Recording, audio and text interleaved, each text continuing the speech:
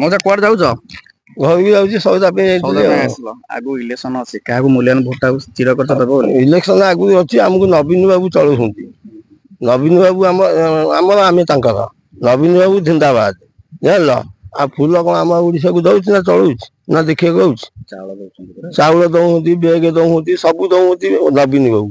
ତାଙ୍କ ଥ୍ରୁ ଯାଉଛି। କଣ ସବୁ ଆପଣଙ୍କ ଗାଁରେ ଯୋଉ ବିକାଶ ହେଇଛି ମତେ କହୁନାହାନ୍ତି ଟିକେ କଣ ସବୁ ବିକାଶ ହେଇଛି?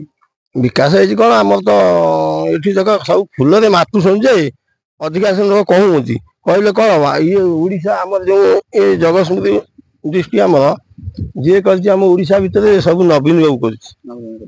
ନବୀନ ବାବୁ ଛଡା କେହି କରିନାହାନ୍ତି। ମୋଦି କିଛି କରୁନାହାନ୍ତି। ମୋଦି କଣ କରୁଛନ୍ତି? ମୋଦି ଯା ତାଙ୍କର ସେ ଉପରେ ମୁଣ୍ଡରେ ରହିଲେ ଯାହା କରୁଛନ୍ତି ସେ ତାଙ୍କ ରାଜ୍ୟକୁ କରୁଛନ୍ତି। ଆମ ରାଜ୍ୟରେ କଣ କରୁଛନ୍ତି? ଆମ ପଞ୍ଚାୟତରେ କଣ ସବୁ ବିକାଶ ହେଇଛି?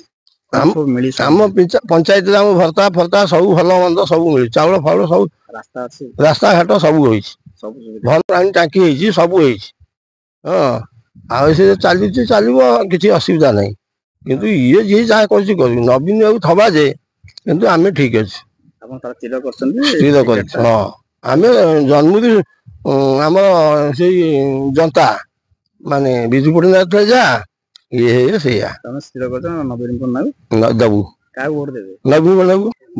ମୁଁ ବିଜେଡି ମୋ ଭୋଟ ଟା ଯିବ ବିଜେଡି ଏଇଆ ତ ନା କଣ? ହଁ ଆଉ ଆମର ବିଜୁଳି କଣ ସବୁ ସଉଦା ନେଇକି ଆସିଲ? ସଉଦା କଣ ଯାହା ଯେମିତି ଅଳ୍ପ ବହୁତ ମିଳୁଛି ଟିକେ ଦୁଃଖର କଥା ଆମର ଏଇଆ ଘର ଖଣ୍ଡିଏ ମିଳିପାରୁନି। କଣ ସବୁ ବିକାଶ ଜାଣିଲ ହେଇଛି? ଆମ ସମସ୍ତଙ୍କର କଣ ଇନ୍ଦିରାବାସ ସବୁ ସୁବିଧା ସମସ୍ତଙ୍କର ଇନ୍ଦିରାବାସ ହେଲାଇ ସବୁ ହେଲାଇ ଆମକୁ କାହିଁକି ଦଉନାହାନ୍ତି କଣ କରୁନାହାନ୍ତି ତା ଭଗବାନ ଈଶ୍ୱର ଜାଣନ୍ତି।